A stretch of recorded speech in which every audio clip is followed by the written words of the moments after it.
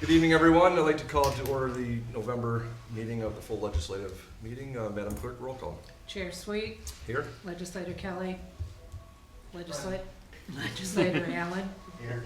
Legislator Hedwell Jr., Legislator Wilson, Present. Legislator Majewski, Here. Legislator Pep, Present. Legislator Kowalczyk, Here. Legislator Pollock. Here. Would you please rise to salute the flag? Madam Clerk, would you lead us?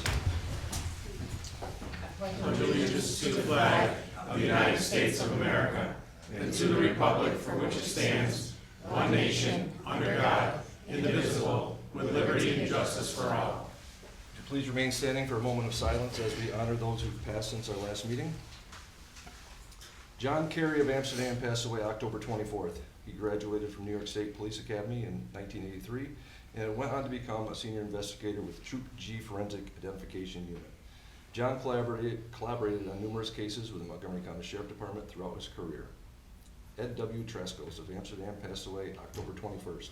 He proudly served in the United States Army, stationed with the Air Force at Vail Air Force in California and Ernst Harman Air Base in Newfoundland until his honorable discharge.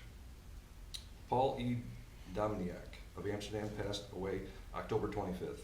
Served in the U.S. Navy in the radio control room on the USS Haley.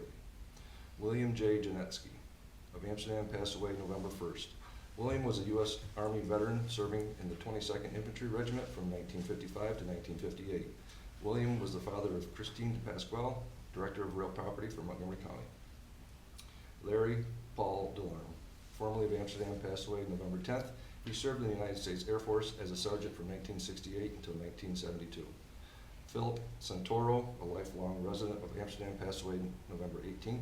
He served in the United States Navy from 1971 to 1976. Moment of silence, please.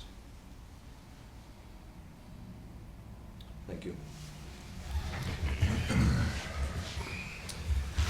At this time, I would like to take the opportunity to welcome Pete Roman, our newly elected executive. Welcome. We're looking forward to working with him. I'm sure the rest of the legislature is in agreement with that. Thank you. If you'd like to say a word too. Yes, I would just say, hard to believe, coming from being a marshal, undersheriff, town supervisor, and being the county executive here. I'm so proud to be able to serve everyone, serve all of the people in Montgomery County Jail, and to bring my contacts and my associations and my skills and my experience to work here for our county. I look forward to working with all of you as well, moving Montgomery County forward in a great way. I know we can do it, and we already have. I just want to continue that. But thank you so much. Thank you. Thank you. And I would also like to recognize our newly elected legislator. Thank you. Michelle. Thank you. Congratulations. Thank you. Looking forward to working with you. Not quite sure how we got to this point since we set a precedent the last few years, but I'm glad you're here. Great, and we're going to do some great things. Thank you. All right, let's move right on. We have some presenters tonight. First on the list is Mark Hoffman. He's going to talk about OTB. Go ahead, Mark. Hello, Legislature. Just want to do my annual report. This is my second year as the director for Montgomery County OTB. Last year, one of the things that affected OTB, especially during the summer at Saratoga, was the weather. The meat was down, finances were down a little bit. This year, it's been more of the online wagering that's affected basically thoroughbred racing, everything, because it's been one of those things where it's tough to compete with. Capital OTB only deals with thoroughbred and standardbred racing. We don't have another outlet as far as any other wagering goes, such as rivers or, even Aqueduct itself that has the VLTs. But we've done well this year. Everything has looked good. Montgomery County remains one of the more profitable counties when it comes to revenue with OTB, with reimbursements to the county. And moving forward, this past summer we had Saratoga, during the Saratoga meet early. We had Belmont run up there for the weekend. They're gonna extend that next year, an extra day, so they'll be going Wednesday through Sunday. They will go back to New York, or they'll take some time off. They're not going to continue to meet from 4th of July on to the traditional opening day. But there was an uptick during that as far as revenue coming into OTB. Breeders' Cup was down a little bit, but it's just been kind of tough when you're the only game you have is racing. But as I said, we finished our last meeting of the year, and we're doing well. And Montgomery County's doing well as far as it's one branch in Amsterdam. We have a branch at Easy Bet location in Tri-Cell. But overall, it's tougher to economy's coming around a little bit, but the wagering's down right now about a little under about 4% overall since the beginning of the year. We'll see what happens. It's kind of a slow type of year this year. Now, we thought Breeders' Cup would be an uptick, but it was about flat line, it wasn't a lot. So, thoroughbred racing's taking it on the chin the last couple of years with a lot of stuff going on with the horse racing integrity, and it's just, there's a microscope more, and of course the wagering dollars have been spread, but overall it's, Capital TV's done well, and when they do well, the reimbursements to the county do well, so that's that. Thank you. Question? You have a question? Yeah, Mark, there was a time OTB was the only place somebody with a gambling itch could place a legal bet, Right. right? Yeah. Now you have DraftKings, you Yeah, have every yeah. casinos. Do they tell you how much their handle's been cut into with the advent of Rivers? Do they make that part of their reports? They say, this is what it used to be, but now because of Rivers, this is how much our handle's down, with and or all the other betting services? We're fortunate because we have a branch in Rivers, Capital OTB. Okay. So that is one of the things that really helps out as far as in the city of Schenectady. Yeah. One of the things that they're looking into in the future is getting this horse racing, historical horse racing VLTs, which they have in many other states where it's just like a VLT, just like where you bet on races on a machine. Okay. And as revenue comes in there, you see old Yeah. races and you set bets. I don't know if any of you guys ever remember years ago, the Grand Union Company had Let's Go to the Races, where you would go in and purchase some items and they would give you a ticket and you'd watch on TV of the races at. But one of the things too that they're looking into is getting, maybe with Rivers, going in and getting a standalone SAM machine to wager on sports, where that would draw more people into the effects really. DraftKings, there's so many other ones, and they bring out money where you can get extra money with what your wager, you can get free bets and stuff. But overall, as far as horse racing goes in this area with Capital OTB, it's still, that's pretty much everybody goes there because of a lot of the benefits with that they do. Okay. Just curious. Thanks. All right, thanks, Mark. All right, thank you. Okay, next on the list is Dave Jordan from Montgomery County Office of Aging. Thanks for having me. Again, I'm the Executive Director for Montgomery County Office for Aging. We're a private not-for-profit agency that serves older adults, 60 and older throughout Montgomery County. Our Program Manager, Megan Stock, is going to pass out some packets of a new innovation that we're going to have coming for seniors. First of all, I'd like to thank the legislature for supporting us over the years. I've come here many times in the past, usually asking for more money. I'm proud to say right now we have no wait list for any of our services. And if anybody who's been on the legislature for a while, I know Martin remembers this, we had significant wait lists for pretty much all of our in-home services. And we're at the point now where we're actually recruiting and trying to get more people for home delivered meals. We have some funding available to serve more people. It's just a matter of getting that word out. So today, I just ask you to go back to your constituents, and you see anybody in need, There's criteria that have to be met, but none of it's fiscal. It's all functioning level, whether they can make a meal on their own, things like dementia, and just the ability to prepare a meal on their own. If they can't do that in some capacity, they end up being eligible. But we're here today to talk about, it's called SEC Med QR bracelets. They're little rubber bracelets similar to this, and it just has our logo on it. Oh, here you are. You want to pass them around, just so you can see it. And there's no technology inside the bracelet. It's thick, so people think it's got like a microchip in there, but no. All it has is a QR code that's on the inner wrist, very, very small. And what that QR code translates to or sends you to is a website that has medical information that that person or that person's family wants to be easily accessible by either them, a doctor, or the person themselves.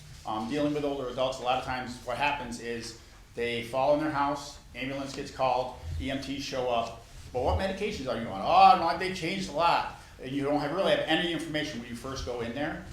This is a way for EMTs to go in there, scan the code, and it comes up. It only lasts for 5 seconds, or 5 minutes, I mean, right? Yes.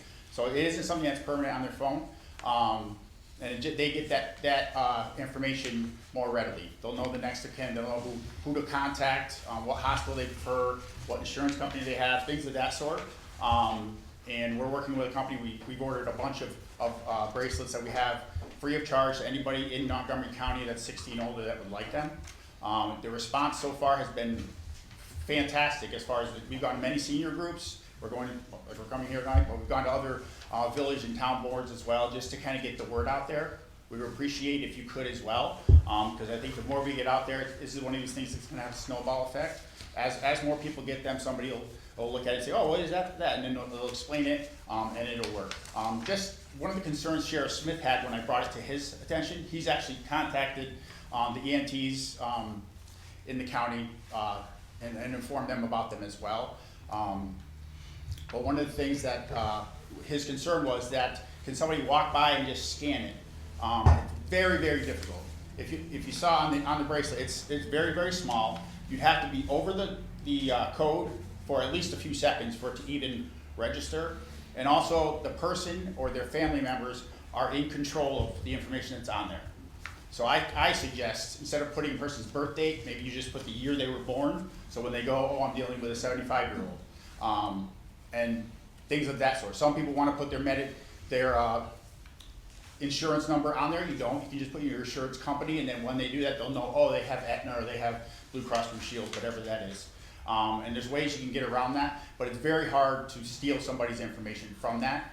And to enter the information, when the person calls our office, we recommend that we enter the information for them. It's not that hard. It only takes a couple minutes, right, Megan? Depending on, yeah. They got 30 medications, it might take a little longer. But it's very simple. And then what we're going to do after that, we have a calling service called Blooming Health, where we send out mass calls, emails, texts. And in that, we can send, every 3 months, we're going to send a reminder, like, have any changes occurred in the last 3 months that you need to update on the site. And if they can't do it, or their loved one can't do it, they'll call us, we'll update the information. Just because we've done other programs over the years, and the biggest thing with that is they're really good when they first get them, and then to 6 months, a year, 2 years down the road, they have old information on there that is not really helpful to people who need to have the information. And another thing, when that QR code is scanned, whoever their contact is, say it's a daughter or son in California, once that's scanned, it's going to go to their phone saying, oh, mom's bracelet was scanned. Because what's happened in the past too is a senior might fall in their home, get hospitalized, their family member might not know about it for a day. This gives them immediately that it's been scanned, and then they can say, okay, call people, call around, and find out what's going on with mom or dad. Did I forget anything? We just gave you some information just so you can have the data in front of you and the information. We think it's a great product, and we're excited that we can offer for free to the seniors that we serve. The only thing we ask is if they lose it, we ask them a new one, they have to pay half the cost to get a new one. Just because we're afraid people are going to take it, leave it on the kitchen counter, and then, oh, I need another one of those things. They're not free. They're not free to us, at least. So if you could help get the word out, we really would appreciate it. Yes, Martin? Are they able to do DNRs on there, or You can Or attach donation. anything you want. Yeah, I mean, it seems like they, well, it might be on there that they have dementia. So that would make a big deal for somebody who's dealing with them, that's not familiar with them. Also, if they have mobility issues, if they have a DNR, those types of things. Obviously, it's really important information. So then healthcare processes and stuff. Yeah, you Yeah. can attach and put as little or as much invitation as. Yeah, yeah. Well, we can, yeah. And we think the biggest thing is keeping that information up to date. We have other programs, we have the Yellow Dot program, we have the Bio Life, and they're great products, but we just found that a year or two down the road, it was obsolete because they never updated the information. With the call and the text every 3 months, we think it's gonna be up to date and it'll be a good product to use. I would think one of the potential pitfalls is that people might misplace them, given their mental acuity Yeah? to go along with their comorbidities. Is there any way to find it? Is like with a phone that's built into the technology, or do you ever see that happening? Because when you just said that they might misplace it, you get another one for half. I thought, I bet you they're misplacing them all the time. I can't find my car keys for Yeah. Well, You know, actually, so- it has no electronics in it at all, Yeah. so there's no way to locate it, but we can deactivate it. Oh, So if okay. somebody Yeah. picked it up and scanned it, it would That's just be good. blank. Okay, good. Yep, thanks. And how soon after, if it is lost, it's, well, if you don't know that it's lost, Yeah. and say they drop it, and take Well, their we're information. we're via- recommending they wear them all the time. Yeah. It Right. can go in the shower, it can go anywhere they go. Okay. It isn't something they have to take off. So we're recommending they keep it on so that doesn't happen. But there, you're is right. there any type of fraudulent Well, monitoring? there shouldn't be anything that they could get, because you're not putting social security number on there. Okay. We're telling you, probably don't put your date of birth on there. So unless somebody wants to know your medications or who your healthcare proxy is, there's not really, If you're taking some And good also, meds. again, once it's scanned, that message goes to their loved one. Okay. So they'll say, oh, how come it got scanned, Mom, Yeah, what's it got going scanned on? 5 times and. And then yeah. Mom will be like, well, I don't even know where it is, and that's Okay, when we'll all right, deactivate. okay, thank you. Has it been tested with a TSA line? well, then I don't know. But there's nothing in it. Would it have to come off? No. I mean, all it is, it literally is just a piece of rubber plastic. There's no mechanism in there. The thing that they're scanning is just an inscription of a QR code on the bracelet itself. So yeah, it can go through GSA. I can't imagine why it wouldn't. I don't know if that's even been brought up before, but I think it's fine, yeah. I can ask them. Yeah, that would be a risk, I would imagine, taking that off and, yeah. Any other questions? All right, thank you very much, I appreciate it. Thank you. Okay, next on the list is Hans Otto from Barton and Judas. He's going to talk to us about the solid waste management plan.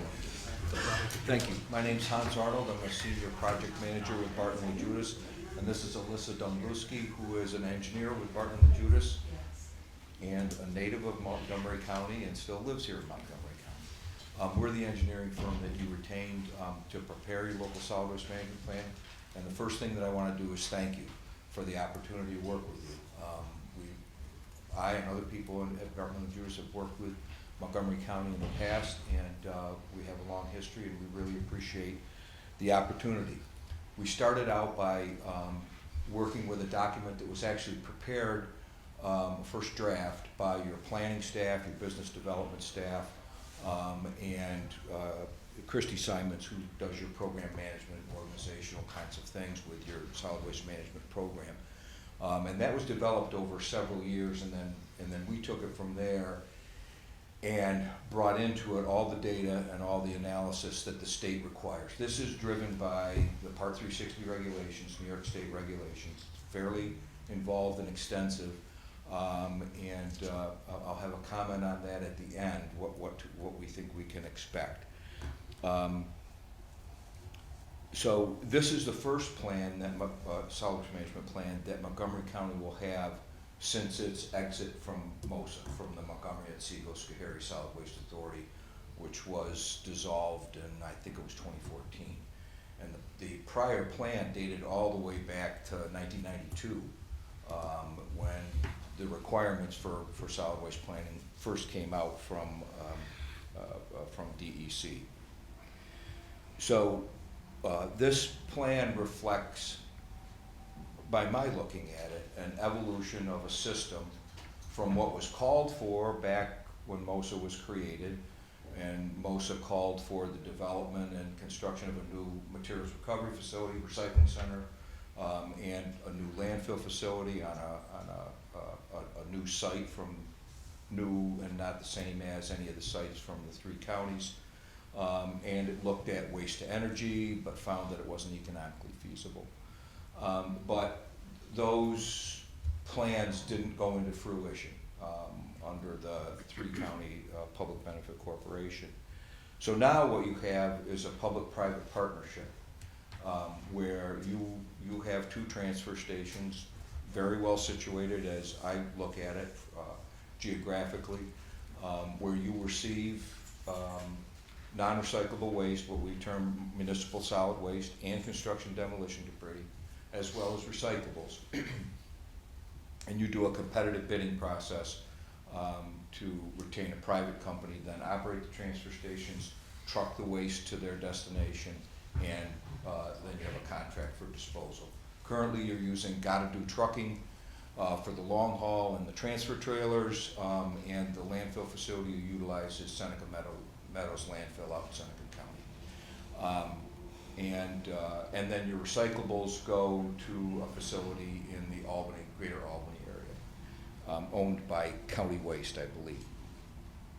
So that's sort of the public-private partnership that you have, and you have other programs and other things that are going on to support your residents and your system.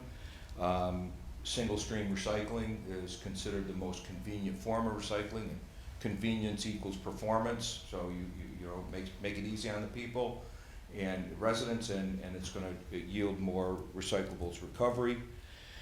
You have a biennial household hazardous waste collection that you're doing on your own now, tire recycling done by the Soil and Water Conservation District, e-waste accepted at no charge, organics, there are 10 local green waste composting facilities in the county. That's pretty darn good when I look at it in relation to other counties around. No new organics recovery to match up with the state's food waste recovery mandate, a law that was passed, I think it was in 2019. And the ag plastics program has been discontinued, always keeping an eye out for whether a market reemerges that could take ag plastics and do that recovery and recycling.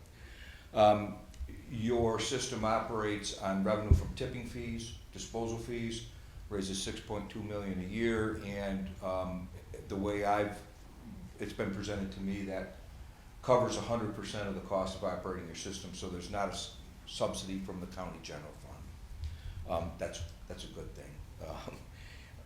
And the existing system, one of the things that we point out are the strengths and weaknesses of the system. The strengths of the system are certainly the single stream recycling and the transfer station locations and the way they're set up and that they operate. Weaknesses, it's not really attributable to the county. Recycling markets, I've been around so long that I've been involved with the state and many different localities in thinking that recycling markets could be generated locally and affected locally. They're global. You can't do anything about it. And what we've seen in the last few years is some very big changes in recycling markets. Not to mention, when we set up recycling in the 1980s, it was for newspaper and glass, and there's no newspapers anymore. And there's no good markets for glass. It's all transformed, and you have to be able to adjust to that, and you have to ride that out. If you want to continue to have strong recycling programs, you need to provide the service during good times and bads. So recycling markets are always going to be a challenge, and we list it as a vulnerability. Transportation costs are tough on counties like Montgomery County, where you're sending waste, what would it be, a little over 200 miles to Seneca Meadows landfill. That's a lot of diesel fuel at 5 miles per gallon. And there's limited disposal options. Alyssa just leaned over to me, and she's doing a ton of work in the solid waste area. We're very happy to have her. And she said, you know, there needs to be one more landfill between about Utica and Albany. You know, truer words could not be spoken, but dealing with DEC to get a permit, pretty darn tough thing. I take great pride that I led the organization that got the last greenfield landfill permit in New York State, and we opened that in 2006. None since, and none on the horizon. We're down to 28, I think. It's either 26 or 28 landfills in New York State. Not a lot of selection out there, and more. And we really went through this significant change from municipalities and counties having a lead on solid waste disposal facilities to now far fewer and mainly privately owned. And so it becomes a big challenge from a transportation cost standpoint. And I would say, you know, I'll probably regret saying this, but the New York State funding or lack of funding, New York is very proud of their requirements and their mandates, but the funding doesn't always follow. And for example, with solid waste management, they'll fund in certain cases 50% of the cost of a recycling coordinator, but 50% of salary and benefits, meaning the share that you would still have to pay, is still a lot of money, and that doesn't include other costs that go with that. So the proposed plan that's been prepared for you and for submission to DEC has a significant amount of data in it. That was Alyssa's responsibility, and she's here, so if there's any tough questions, she can answer them, because I probably can't. But we have a detailed composition analysis of municipal solid waste based on a platform that the state provides, but we've applied it to your waste stream, and it tells us with many categories of the elements of waste, what's going on, and it makes 10-year projections for all those categories of waste. Talks about the markets, which I've already touched on. We had to include a technology assessment for things other than landfilling that might be employed, waste to energy, pyrolysis, anaerobic digestion, other things like fermentation and sort of new ideas. But all of those are significantly more expensive than what you're doing now and really aren't feasible at this point in time. So your system we view as continuing more or less the status quo, but it really is your call. You're the one that is in touch with the local situation, and if there's some new service that you think should be provided, or some new recycling or solid waste management program, you can let us know that. Now we can write it into the plan, or you can add those things as time goes on. One of the things that I want to comment on in closing, and I'm sure you're very happy with me saying that, is we will finalize this plan. We'll submit it. You've had to have this posted publicly and available for public review over the course of several months. You had to hold the public hearing, which you held a few minutes ago. We'll submit it. The long and the short of it is, I think the state will come back and say Montgomery County should do more. And we'll be back before you to talk about that when they point out what more they think you should do. We'll defend the plan that gets submitted because we think you have a solid system. We think the legislature is supportive of it. And it's a good level of service, being done cost effectively. One of the things I plugged into the plan was a comparison of what other places are paying for landfill disposal, and you track very well in that comparison. It's still a lot of money, but comparatively you're doing a very, very good job. You have a good competitive bid price on that. So I know I'm going on and on. That's all I have to say. We'll wait to see if we hear anything from you. My main communication has been with Carl, the planning director, Gustafson, and either through him or directly, you have my contact information. If there's something you want me to do to add or change, or you have a question, you can contact me anytime. What's an example of what more we could do that the state may come back to Well, us. Because I- it looks like our hands are tied. We got one alternative, it just keeps going up and up and up. And obviously, you're doing your, you know, you've come to the conclusion that whatever we're doing, we should keep doing. And we gotta keep passing it on to the other municipalities, and you know the drill. Yeah, one of the things we hear county after county after county is hire a recycling program, develop an education program, go into the schools and do public education, move beyond the website. Because everybody, boy, that's something that's been mastered in the last, I would say, 2 decades of putting together a really effective website where any county resident can go find out, how do I get rid of my computer? How do I get rid of a bag of garbage? What's it gonna cost me? What haulers are working in my area? The state would have you do public education beyond the website. Programs in school, programs for service clubs, more aggressive programs for every county building facility about what you separate and recycle, documenting that, those kinds of things. More frequent household hazardous waste collections. Biennial's pretty good. They wanna mine out more material to be They- disposed of. Yeah, and the other thing, let me just, I don't wanna pass over this. They want counties to support a move to zero waste and product stewardship, through product stewardship, where manufacturers would take more responsibility for the disposition of items that they make that go out and are used by people and then need to be returned or disposed of. And, you know, we saw that started way back in 1982, I think it was, with the bottle roll here. That's product stewardship.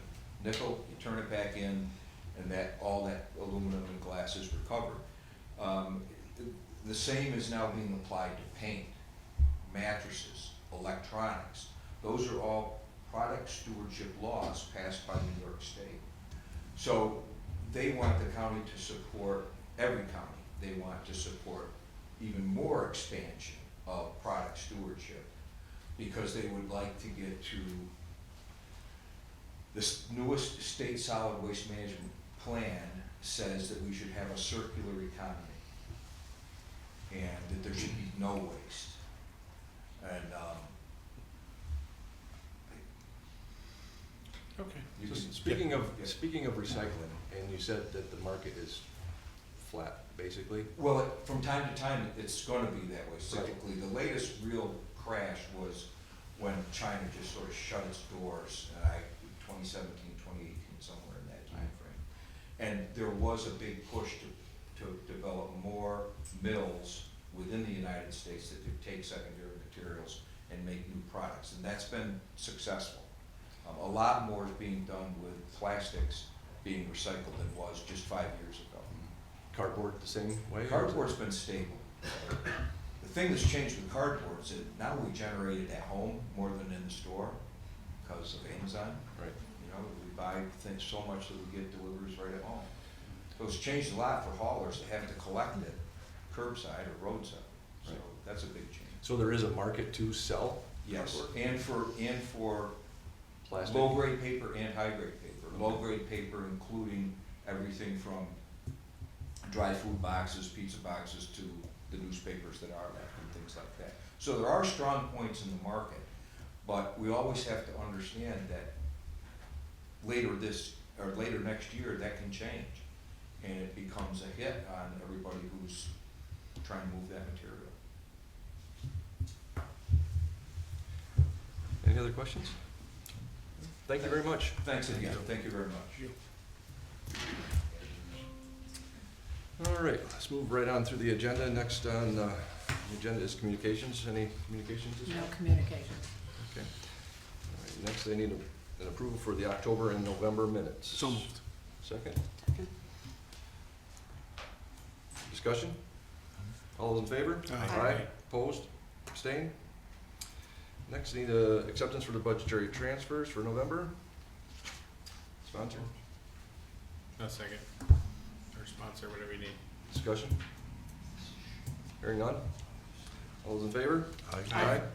Opposed? Abstained? And I need acceptance of the procurement record.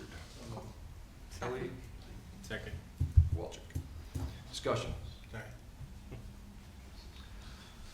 All those in favor? Aye. Opposed, abstained? All right, any old business? Anyone have? No, I think we have any. Move right on to the resolutions. First resolution is Resolution 277, resolution amending the 2024 operating budget, 2024-2025 Snowmobile Trails Grant and Aid Program. Sponsors were Sweet and Kelly. Discussion. Hearing none, all's in favor? Aye. Opposed? Abstained? Passed. Resolution 278, resolution accepting grant for Connect All Regional and Local Assistance Program, Working Capital, New York State Connect All Office, amending the 2024 operating budget. Sponsors were Headwell Jr. and Kelly. Discussion. Hearing none, all's in favor? Aye. Opposed? Abstained? Passed. Resolution 279, resolution authorizing the implementation funding costs for replacement of Switzer Hill Culvert, Town of Mohawk. Sponsors were Headwell Jr. and PEP. Discussion.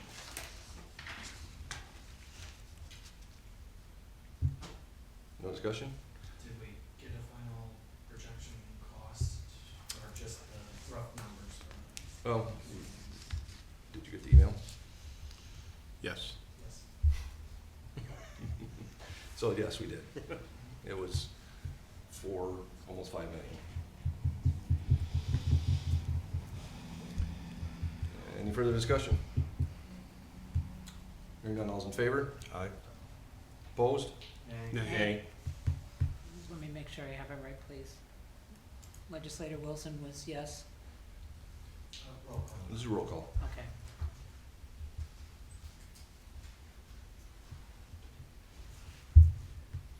Legislator Kelly? Nay. Legislator Sweet? Nay. And Chair Sweet. Legislator Allen? Abstain. Legislator Wilson? Yeah. Legislator Majewski? Nay. Legislator Pep? Nay. Legislator Kowalczyk? Nay. Legislator Pollock? Nay. The resolution failed. All right, next resolution is Resolution 280, resolution amending the 2024 operating budget, year-end salary account shortages. Sponsors were Wilson and Majewski. Discussion. Hearing none, all in favor? Aye. Opposed?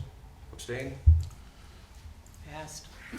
Resolution 281, resolution authorizing the implementation and funding of costs of replacement of Rappel Road Bridge, bin number 3309870. Sponsors were Majewski and Allen. Discussion.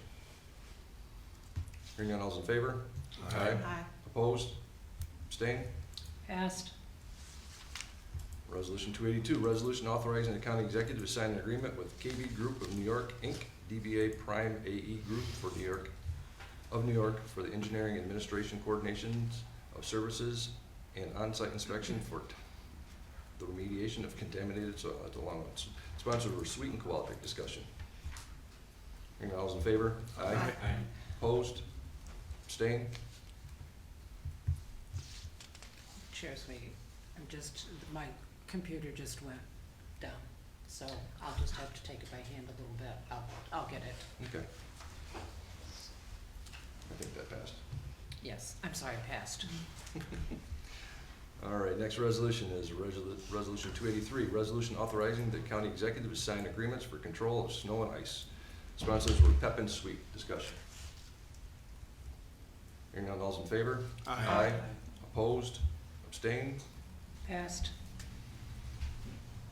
Resolution 284, resolution authorizing the county executive to execute change order number 1 with Stilsing Electric, Inc., electrical contractor for the replacement of the main plant generator of Montgomery County Sanitary District number 1 to cover the cost of soil remediation. Is that right? To cover the cost of soil remediation? Okay. Sponsors were Allen and Kelly. Discussion. Hearing none, all's in favor? Aye. Opposed? I abstain. Passed. Resolution 285, resolution amending the 2024 operating budget. Sponsors were Pep and Kowalczyk. Discussion. Hearing none, all's in favor? Aye. Opposed? Abstain? Passed. Resolution 286, resolution authorizing hourly rate increase for part-time deputies and corrections officers. Sponsors were Headwell Jr. and Wilson. Discussion. Hearing none, all's in favor? Aye. Opposed? Abstained? Passed. Next resolution, Resolution 287, resolution amending the 2024 operating budget for assigned council. Sponsors were Wilson and Kowalczyk. Discussion. Hearing none, all's in favor? Aye. Opposed? Abstained? Nay. Thank you. Passed. Resolution 288, resolution authorizing the county executive to sign a New York State DA Defenders Association Case Management System Software Maintenance Agreement Extension. Sponsors were Pep and Kelly. Discussion. Hearing none, all in favor? Aye. Opposed? Abstained? Passed. Resolution 289, resolution authorizing the county executive to sign an agreement with Catholic Charities for the operation of the warming station. Sponsors were Kelly and Majewski. Discussion. Hearing none, all's in favor? Aye. Opposed? Abstained? Passed. Resolution 290, resolution authorizing the county executive to sign an agreement for the IPH for Code Blue services at Danielle's house. Sponsors were Pep and Wilson. Discussion. Hearing none, all's in favor? Aye. Opposed? Abstained? Passed. Resolution 291, resolution for Together for Youth Stepping Stones Agreement. Sponsors were Wilson and Pep. Discussion. Hearing none, all's in favor? Aye. Opposed? Abstained? Passed. Resolution 292, resolution for Together for Youth Enhanced Stepping Stones Program Agreement. Sponsors were Majewski and Wilson. Discussion. Hearing none, all's in favor? Aye. Opposed? Abstained? Passed. Resolution 293, resolution amending the 2024 operating budget mental health. Sponsors were Pep and Kelly. Discussion.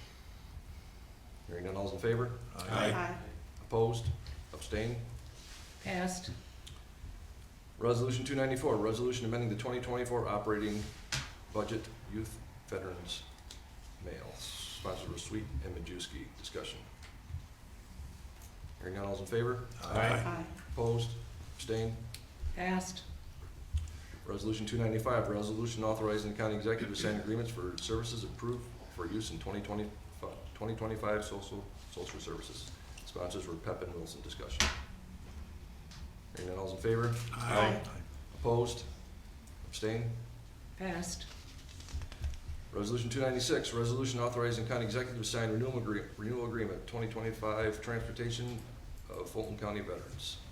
Sponsors were Headwell Jr. and Sweet. Discussion. Hearing none, all's in favor? Aye. Opposed? Abstained? Passed. Resolution 297, resolution authorizing the county executive to sign contract with Vector Solutions. Sponsors were Pep and Wilson. Discussion. Hearing none, all's in favor? Aye. Opposed? Abstained? Passed. Resolution 298, resolution amending the 2024 operating budget capital projects 1 Fenner Road, Health and Human Services. Sponsors were Pep and Majewski. Discussion. Hearing none, all's in favor? Aye. Opposed? Abstained? Passed. Resolution 299, resolution authorizing county executive to sign an agreement for MVP for health insurance. Sponsors were Pep and Wilson. Discussion. Hearing none, all's in favor? Aye. Opposed? Abstained? Passed. Resolution 300, resolution authorizing county executive to sign a renewal agreement with Anthem for Medicare Advantage Plan. Sponsors were Majewski and Kowalczyk. Discussion. Hearing none, all's in favor? Aye. Opposed? Abstained? Passed. Resolution 301, resolution authorizing an agreement to utilize Electrics Health Solutions LLC as an additional international pharmacy provider. Sponsors were Pep and Majewski. Discussion. Hearing none, all's in favor? Aye. Opposed? Abstained? Passed.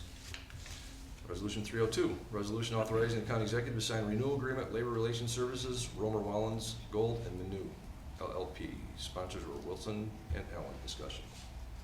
Hearing none, all's in favor? Aye. Opposed? Abstained? Passed. Resolution 303, resolution authorizing county executive to sign agreement for Office of the Aging. Sponsors were Pep and Kowalczyk. Discussion. Hearing none, all's in favor? Aye. Opposed? Abstained? Passed. Resolution 304, resolution authorizing county executive to sign an agreement, Cornell Cooperative Extension. Sponsors were Pep and Allen. Discussion. Hearing none, all's in favor? Aye. Aye. Opposed? Abstained? Passed. Resolution 305, resolution authorizing the county executive to sign agreement, Soil and Water Conservation District. Sponsors were Headwell Jr. and Wilson. Discussion. Hearing none, all's in favor? Aye. Opposed? Abstained? Passed. Resolution 306, resolution amending rules of procedure of the Montgomery County Legislature for year 2024. Sponsors were Pep and Sweet. Discussion. Hearing none, all's in favor? Aye. Opposed? Abstained? Passed. Resolution 307, resolution amending the 2024 operating budget, community college tuition. Sponsors were Sweet and Majewski. Discussion. Hearing none, all's in favor? Aye. Opposed? Abstained? Passed. Resolution 308, resolution authorizing county treasurer to disperse mortgage tax money. The sponsors were Kowalczyk and Wilson. Discussion. Hearing none, all's in favor? Aye. Opposed? Abstained? Passed. Resolution 309, resolution correcting the 2024 town and county tax roll, town of Palatine. Sponsors were Sweet and Pep. Discussion. Hearing none, all's in favor? Aye. Opposed? Abstained? Passed. Resolution 310, resolution authorizing the county executive to sign agreement under InfoQuick Solutions, Inc. Sponsors were Pep and Kowalczyk. Discussion. Hearing none, all's in favor? Aye. Opposed? Abstained? Passed. Resolution 311, resolution approving abstract of audited claims. Sponsors were Kowalczyk and Majewski. Discussion. Hearing none, all's in favor? Aye. Opposed? Abstained? Passed.